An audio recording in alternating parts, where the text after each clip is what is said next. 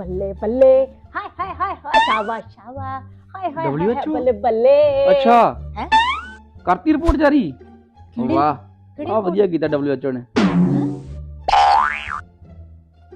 ਕਿਹੜੀ ਰਿਪੋਰਟ ਜੀ ਉਹ WHO ਨੇ ਰਿਪੋਰਟ ਜਾਰੀ ਕਰਤੀ ਆ ਵਾਈਫ ਹਸਬੈਂਡ ਆਰਗੇਨਾਈਜੇਸ਼ਨ ਨੇ ਇਹ ਕਿਹੜੀ ਆਰਗੇਨਾਈਜੇਸ਼ਨ ਆ ਜੀ ਉਹ ਕਹਿੰਦੇ ਆ ਜੇ ਤੁਸੀਂ ਜਨਾਨੀ ਨਾਲ ਬਹਿ ਕੇ ਗੱਲਬਾਤ ਕਰਦੇ ਜੇ ਤੁਹਾਡਾ 95% ਸਟ੍ਰੈਸ ਜਿਹੜਾ ਘਟ ਜਾਂਦਾ ਆ ਵਾਹ ਵਾਹ ਵਾਹ ਵਾਹ ਵਾਹ ਤੇ ਵਾਹ ਜੇ ਜਨਾਨੀ ਨਾਲ ਘਰ ਦੇ ਕੰਮ ਕਰਾਉਂਦੇ ਜੇ ਤੇ 90% ਹਾਰਟ ਅਟੈਕ ਦਾ ਖਤਰਾ ਘਟ ਜਾਂਦਾ ਆ ਵਾਹ ਵਾਹ ਇਹ ਤੇ ਬੜੀ ਵਧੀਆ ਗੱਲ ਕੀਤੀ ਇਹਨਾਂ ਨੇ ਇਹ ਆਰਗੇਨਾਈਜੇਸ਼ਨ ਹੀ ਬੜੀ ਵਧੀਆ ਜੀ ਬਹੁਤ ਸੁਣ ਵਧੀਆ ਤੇ ਲਾ ਪੂਰਾ ਹਾਂਜੀ ਤੇ ਜੇ ਤੁਸੀਂ ਕਹਿੰਦੇ ਘਰ ਦੇ ਵਿੱਚ ਘਰ ਵਾਲੀ ਨਾਲ ਖੁਸ਼ ਰਹਿ ਕੇ ਗੱਲ ਕਰਦੇ ਜੇ ਨਾ ਹਾਂ ਤੇ ਤੁਹਾਡੀ ਇਮਿਊਨਿਟੀ ਬੜੀ ਵੱਧ ਜਾਂਦੀ ਆ ਵਾਹ